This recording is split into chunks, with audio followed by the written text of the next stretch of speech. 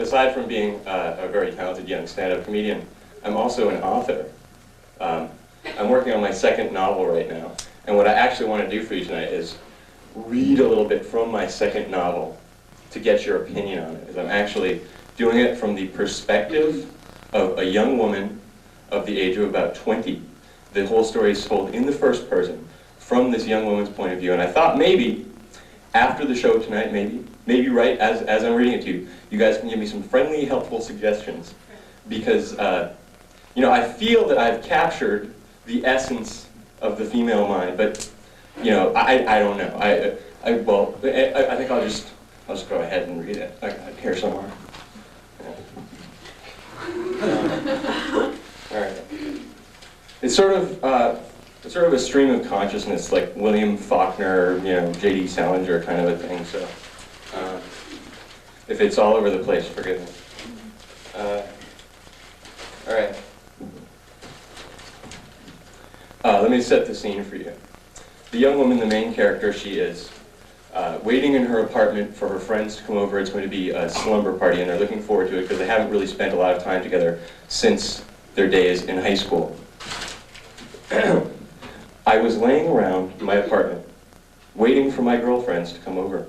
We were having a slumber party, which was really nice, because we hadn't done that since back in high school. So there I was, laying on my couch, wearing my lacy black teddy that I so much like. My young, firm breasts heaving out above the silky frills. My G-string panties were clinging tightly between my golden, perfectly shaped buttocks.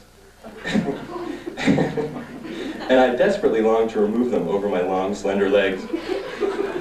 I wanted to lay there naked, exposed. The thought was very arousing, but I knew that all of it would be happening later when my girlfriends came over, and we got into our usual lesbian body oiling mood. But there I was, reclined on the couch, feeling sexy, and I was drinking a glass of milk. I love milk. Milk is such a sexy drink.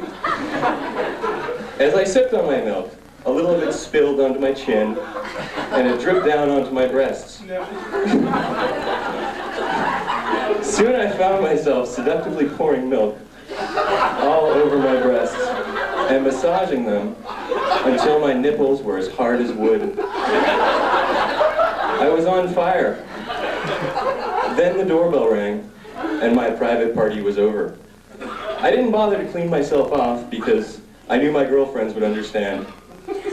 We all need to rub milk all over ourselves once in a while. As I opened the door, my friend Amelia was standing there looking bent out of shape about something, as usual. She was always getting upset.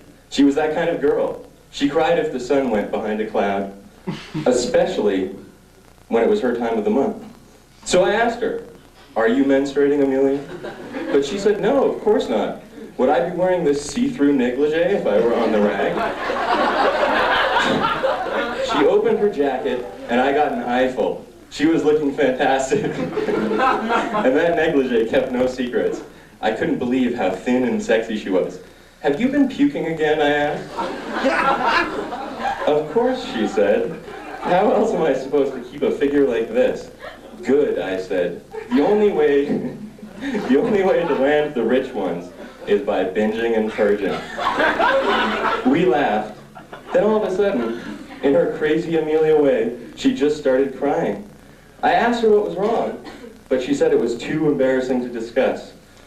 I needled and nagged her, though, and she finally gave in. She told me I was going to be horrified, but I promised I wouldn't.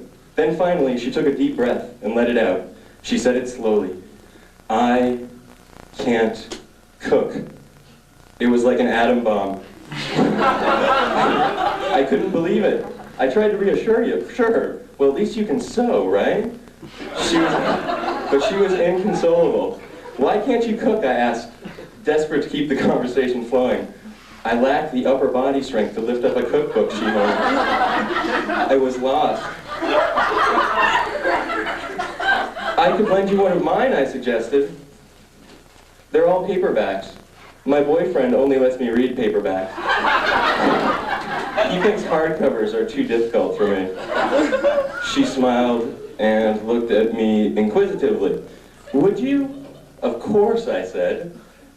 How are you supposed to ever land a big, strong man to take care of you if you don't know how to cook for him? She ran forward and hugged me hard, the way only two women can hug each other. Our breasts rubbed erotically together, flesh against flesh. I knew it was time to get out the body oil.